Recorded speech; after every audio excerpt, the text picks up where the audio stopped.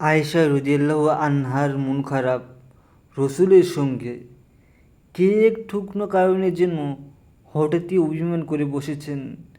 সাজানো কাচের মতো কিশোরীর মন তো একটু আঁচড়ে গভীর দাগ পড়েছে।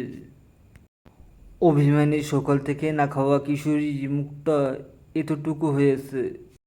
রসুলও সকাল থেকে ঘরে নেই। সেই যে বেরিয়েছে আর ফেরার নামটি নেই।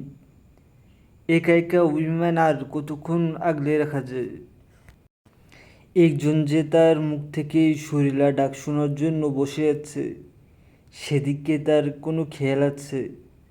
বুক ফেটে কান্না আসছে, কিন্তু লোকলজ্জার ভয়ে কাঁদতে পারছেন না। আর রসুলের অন্য স্ত্রীরা যদি জানতে পারে এই সামান্য কারণে আয়েশা কেঁদে বুক ভাসাচ্ছেন, কি হাসাহাসিটাই না করবে তারা। তাহলে একা একা এখন কি করবেন অভিমানী আয়েশা?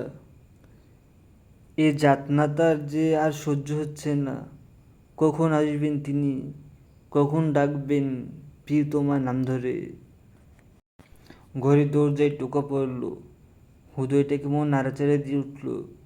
মনে হচ্ছে এতক্ষণের অভিমানে জমানো সব কথা এর সঙ্গে বেরিয়ে যাবে। কিন্তু তিনিও কঠিন পাত্রী। সালাম দিয়ে ঘরে প্রবেশ করলেন রসুল সাল্লাল্লাহু আলাইহি ওয়াসাল্লাম।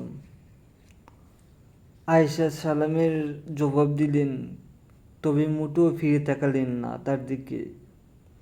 এত সহজে হেরে যাওয়ার পাত্রী নন তিনি।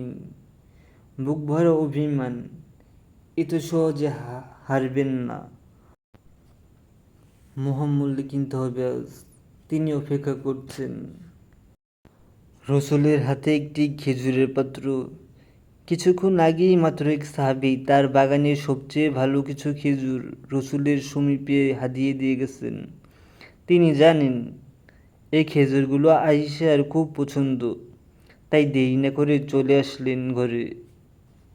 ঘরে যে আয়েশা অভিমান করে বসে আছেন সেটাও তার অগোচরে নয়, এবং তিনি ভালো করেই জানেন অভিমানী কিশোরীর আয়েশার রাগ কীভাবে ভাঙাতে হয়। রসুল সাল্লাল্লাহু আলাইহি ওয়াসাল্লাম ডাক দিলেন, হুমায়রা পাখি, এই দেখো তোমার প্রিয় খেজুর, আল্লাহর নাম নিয়ে খেয়ে নাও। আয়েশার বুক থেকে যেন সমস্ত অভিমান এক নিমিষেই হাওয়া হয়ে গেছে। আহ, কি মধুর গুণে ডাকেন তিনি। তিনি ফিরে তাকালেন। থালা থেকে দুটি খেজুর উঠিয়ে মুখে দিতে দিতে কপট রাগ দেখিয়ে বললেন, আল্লাহর নামই তো খাবো। এতদিন কি আমি আমার বাবার নামে খেয়েছি? কিশোরী আয়েশার এমন আচ্ছা রকম জবাব শুনে রসুল সাল্লাল্লাহু আলাইহি ওয়াসাল্লাম অনেকক্ষণ যাবৎ হাসতে লাগলেন। কি সুন্দর প্রেম, কি সুন্দর ভালোবাসা। আমাদের গল্পটি যদি আপনাদের ভালো লেগে থাকে অবশ্যই আমাদের চ্যানেলটিতে সাবস্ক্রাইব করবেন। আমি আমার জ্ঞান অনুযায়ী সহি হাদিস থেকে এই কথা বলছি। যদি আমার কথায় কোনো ভুল থাকে আল্লাহকে সাক্ষী রেখে বলছি, সেটা আমার ভুল বুঝে বলা, ইচ্ছে করে নয়। আল্লাহ যেন আমাকে ক্ষমা করেন এবং সঠিক পথে রাখেন। আমিন।